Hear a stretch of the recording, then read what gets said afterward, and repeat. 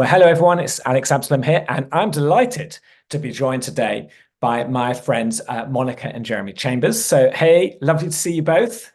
Hey, good to be Hello. here with you. Yeah. So good. So, we go back quite a long way, don't we? So, we were just talking before we started filming, and we think it's 2017 that we first met, wasn't it? In bracingly warm Minneapolis. Right? Yeah.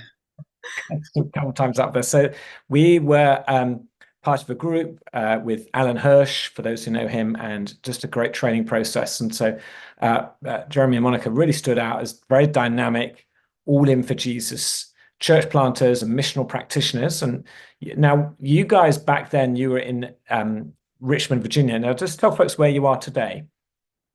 Yeah, we're in Denver, Colorado area. Mhm. We're so connected to the work that we had done in Richmond. It's spread out into many different states.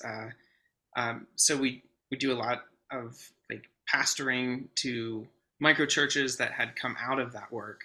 But we're here as missionaries to the Denver area and hoping to equip and encourage leaders around here. So it's been 2 years here now. We love it.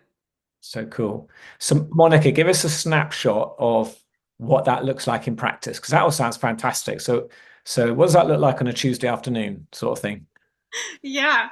Well, because it's very, I mean, we don't have like a set schedule per se, but I would say a lot of it is hanging out with neighbors, we actually have a cool connection with our manager here at our apartment complex where we get to host events throughout the month that they give us a little bit of a budget to buy food and stuff like that. And so um, it's been really a great way to connect with a lot of people. Lots of game nights and like things like that. And it's cool. It just opens up opportunities to share and to get to know one another and let the spirit move as he loves moving. And in other senses, it's a lot of like I think a lot of what we've been doing right now is especially encouraging people who are stepping out into either new missional contexts or they are starting just new things in general from maybe a business or a church plant or something like that, and just being alongside them, especially at the beginning, and cheering them on, and just being like, you can do it.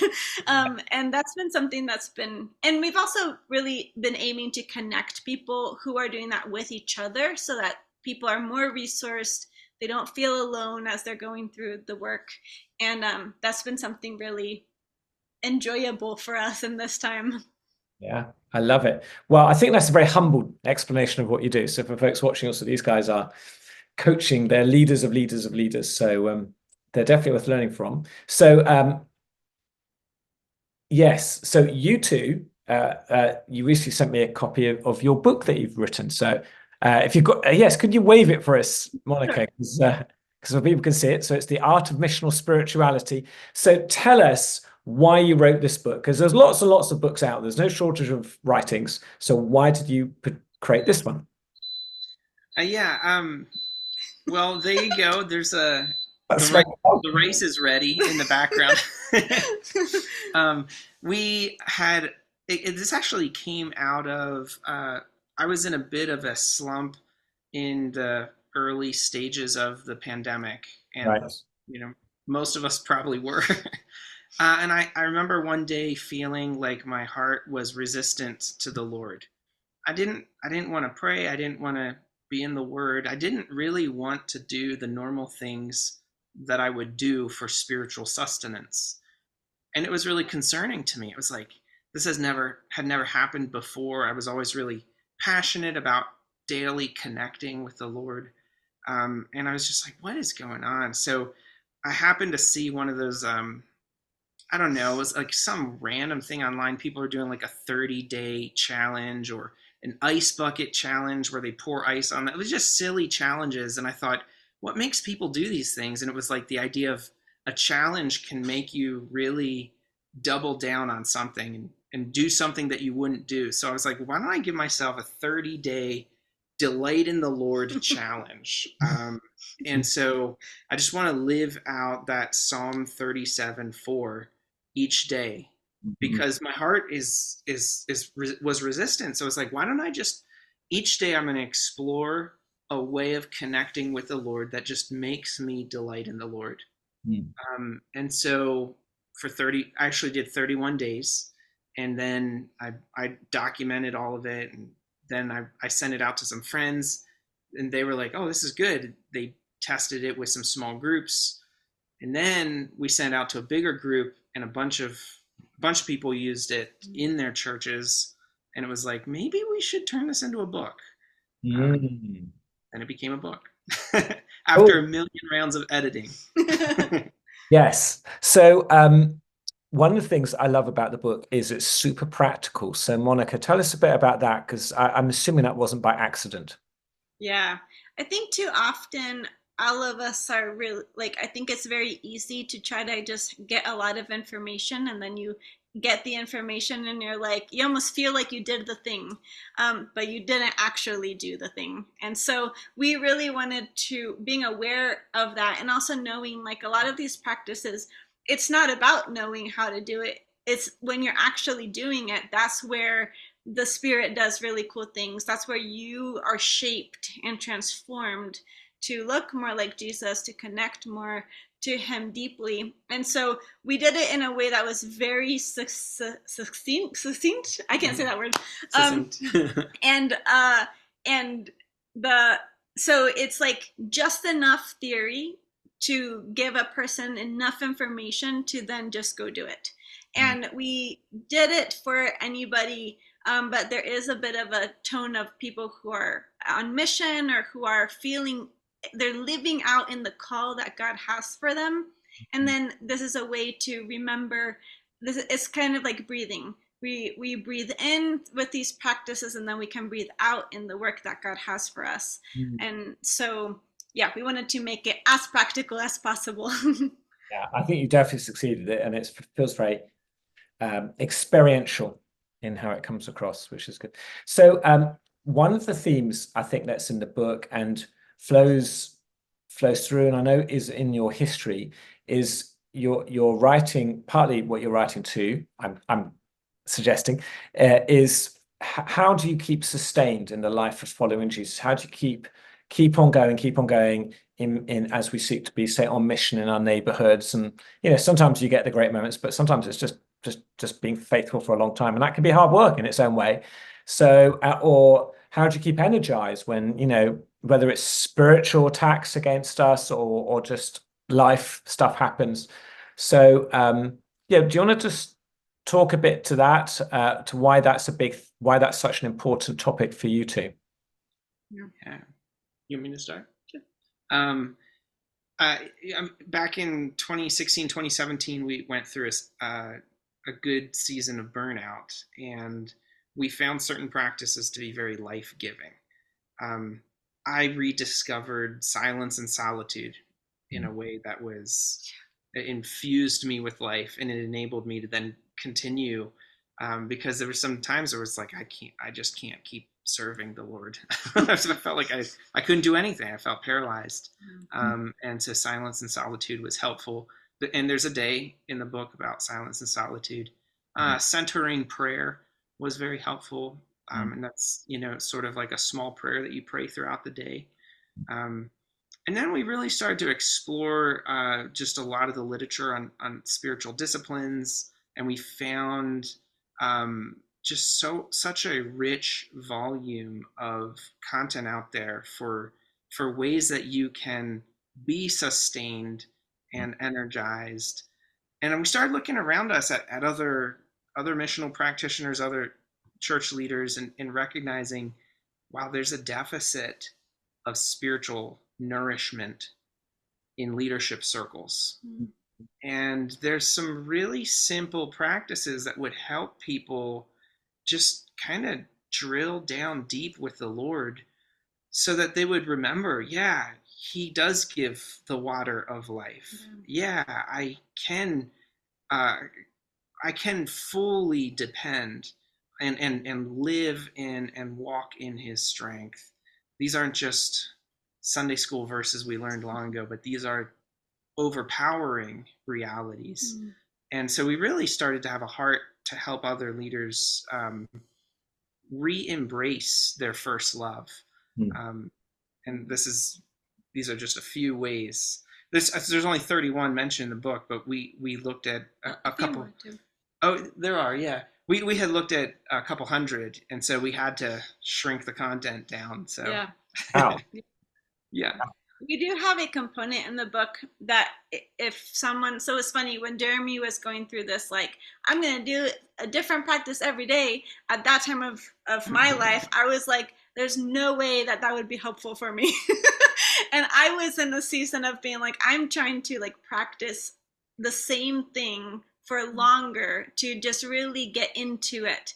And so we actually created an option in the book to cater to people who are in that state right now of interacting with the Lord, where we have it for 52 weeks. And so we added a few more practices, some focused on the fruit of the Spirit, Sabbath, and a few others. And that lets someone kind of, at least for a week throughout a whole year, then really delve into some of these things. And yeah, it's interesting too, and I feel like it's helpful to say whenever we're talking about practices that it's not about accomplishing the practice, Right. it's about connecting with God. Mm.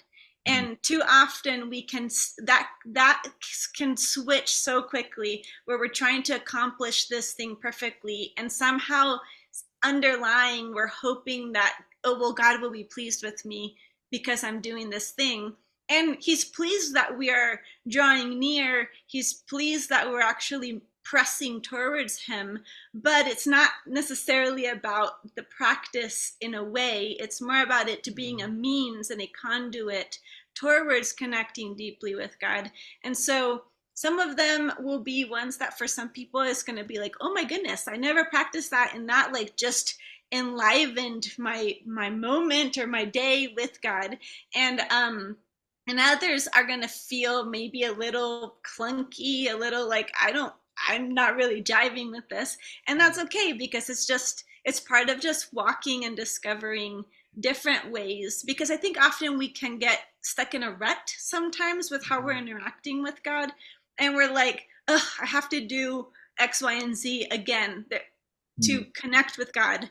And it's like, well, there's so much. I mean, he's so available in so many ways that these practices are basically just to help us see more of his availability to us and just really deeply connect with him. How would you respond? Say someone's watching this and they're thinking, I have some time with the Lord, hopefully every day, but they've got stuff, but it just feels a bit dry, or a bit like, I do the thing, and sometimes it can feel a bit checkboxy, if we're honest, a bit like you're talking about. What would be your advice to someone who feels himself in that space at this time, and yet who might be like, oh, I don't quite know how to break it, and I don't have much time to sort it out? It's a kind of vicious cycle, isn't it? So what would you say to someone like that? Yeah. Yeah. I think that's always a good opportunity to have a real candid conversation with the Lord about that. Yeah. He can handle it. He's not surprised. Yeah. And I think that's really where I was. And I've been there at different times. But I think usually there's a couple helpful questions. One is, what's going on within me that is creating resistance or dullness? And it's helpful to journal a little bit about that. Another helpful question is, where am I experiencing the most grace right now? And this is so pivotal. So I'll just say it again. Where am I experiencing the most grace right now? Yeah. So again, a lot of us come from overtly rules-based backgrounds where it's like you got to read the Bible for 30 minutes a day or something, and then you're just done, and you're like, I just don't feel like reading it today. But if you ask that question, where is God giving the grace right now? There may be something else, and I'm not saying to stop the other disciplines that you're doing or stop the other practices of pursuit. But, if you just look at a plant and ask the question, what kind of God would make this plant? Oh, you could spend a lot of time investigating. And it sounds so silly, but when you spend 15, 20 minutes thinking about God made this, God cares about this, the wisdom of God is on display, right? That's just one little example. Yeah. And so asking that question, where is he giving grace? Maybe he's giving grace by observing nature. Maybe he's giving grace through a relationship with a friend. Maybe he's giving grace more through a certain worship song. And so then go where the grace is. Go where the grace is. Follow where he's leading. And that usually awakens, that revives the heart. And we need that. Yeah. I like to kind of use the example, and I think maybe I say it in the book. I don't remember right now, but it's kind of the idea of nutrients, right? Like if we're only eating chicken, let's say, and that's literally all we're eating, at some point something within us is going to be like, I'm so done with chicken, could you just give me an apple, right? And so sometimes, because the apple is going to have so many different nutrients that the chicken doesn't have, even though the chicken is so good for us, right? And so if we start to see some of these practices in that way, kind of almost looking at those longings or those like spiritual cravings in a way of like, what am I needing right now? And observing that actually helps us to then maybe find something where God is giving that grace.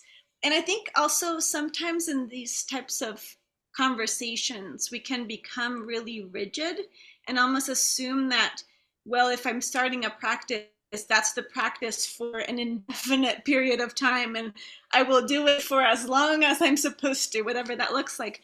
And at least in my walk with the Lord, one day can be very different from the next. And so one day I might spend a good bit of time in scripture. The next day it might be a long time in prayer. And the next day it might be I go out for a walk and I'm in nature and I'm communing with God, and there's still prayer, there's still scripture involved, but it's a different context now.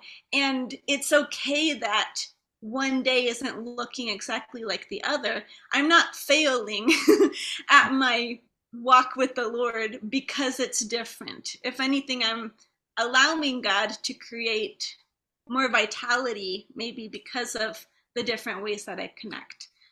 And so for someone who's maybe feeling a little stuck, it could be maybe try some new things out and just see, is this a way that God is connecting with you deeply? And then keep doing it until you start to, in a sense, spiritually crave a different nutrient. So I love that. It's so interesting. So this might be a really difficult question to answer. So someone's doing some of these practices, or they've already got practices they're doing.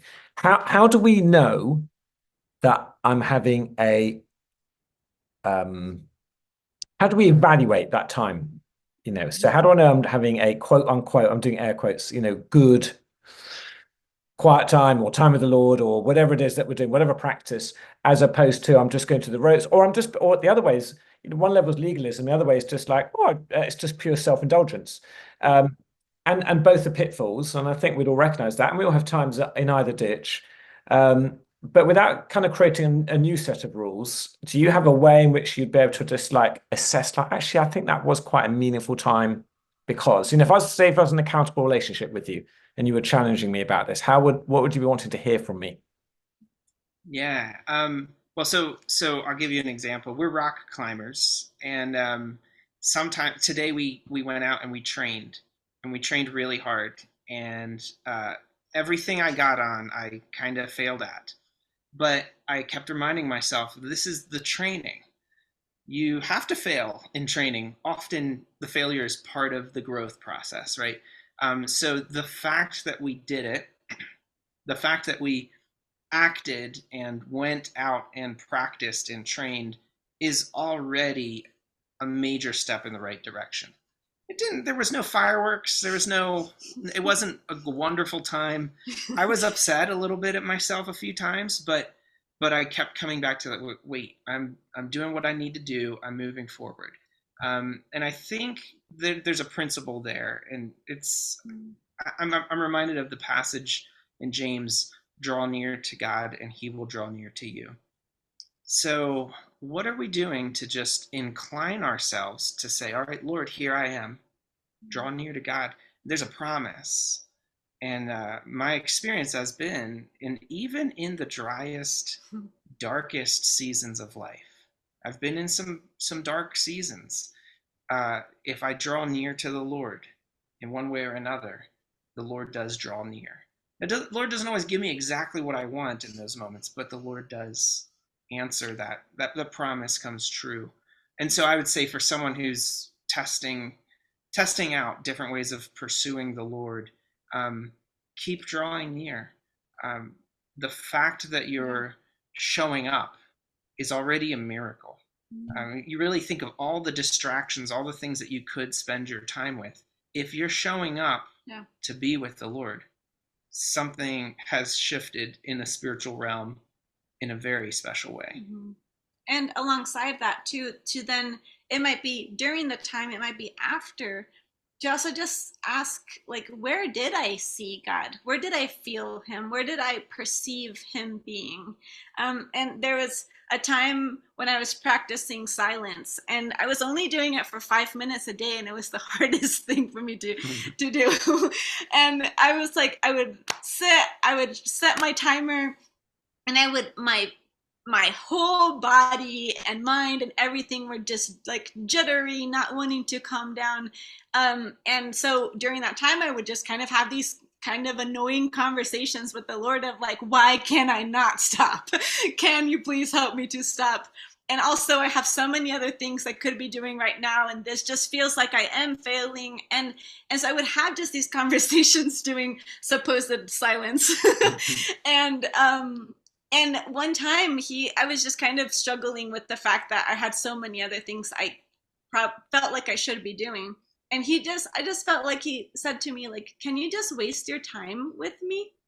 Like, can I be your friend and you just sit here with me in silence for 5 minutes? And like, can you waste it with me? And it just was very convicting of like, oof, yes, I can do that, but and so God was there, even though I was in such a hurricane in a way of a place within me, that me still acknowledging that he was there, acknowledging, I know you're here, even though I might not hear you, I might not even feel you, but I still know that you're here.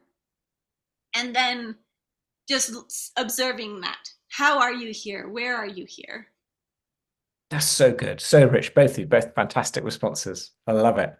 I think one of the things I like about you two anyway, but I'm hearing again today is there's this great grace in how you speak and how you think about the Lord. It reminds me, actually, your book is very well titled, "The Art of Missional Spirituality." It's not as linear and scientific as sometimes we make it out to be. So yeah, I love it. Rock climbing analogy was very helpful too. Okay, but we ought to wrap up. What would be one kind of, is there any kind of last exhortation or encouragement you'd like to give people, just to kind of wrap up this, let's conclude this conversation? Yeah, there's a phrase from Dallas Willard that grace is not opposed to effort, but it's opposed to earning, right? So we don't do these things to earn something or to prove something to the Lord, but we're inclining our effort to pursue the Lord. This is how we're seeking first the kingdom of God. Yeah. We're seeking, we're pursuing, we're like the deer panting for the water. Our soul is longing for the Lord. And so that's the best way to approach the spiritual practices and the disciplines is I'm in pursuit of Jesus Christ. And I'm not forcing anything, and I'm not earning or proving anything. Yeah. And also, I would say that we really try to remind people, I guess, because it's sometimes ironically easy to forget that God is delightful. like he actually is delightful. Like the Psalm 37, like it wouldn't say delight yourself in the Lord if he wasn't actually delightful. And so just keep pressing towards finding your delight in him, and that the fact, just see how, in what ways is he delightful to you. And the more that you pursue that, I mean, that is like seeking first the kingdom also. And as you're doing that, he's just going to show up in surprising ways, some tiny ways, some bigger ways. But that pursuit of delighting in him is very worthwhile. Love it. So good. All right. Tell folks, how can we, number one, get hold of the book? Number two, how can people connect with you if they'd like to do that? Yeah, I mean, you can just go on Amazon.com and get a copy of The Art of Missional Spirituality. And then you could also go to Gemo Chambers. That's Jemo. It's the first two letters of both of our names. So cute. Here we go. Yeah, JEMOchambers.com. And you can order bulk there as well. And we have some other blogs and resources there. There's a free chapter that people can download there, get a taste of the book. Right. And on that website, there is a contact where Jeremy's email is on. But yeah, got it. Jeremy's is a little easier to like remember. Mine's a little bit of a weird one, but it's jeremy.t.chambers.com. I mean, at Gmail. At Gmail. Well, we'll put those links attached to this so people can get hold of those easily.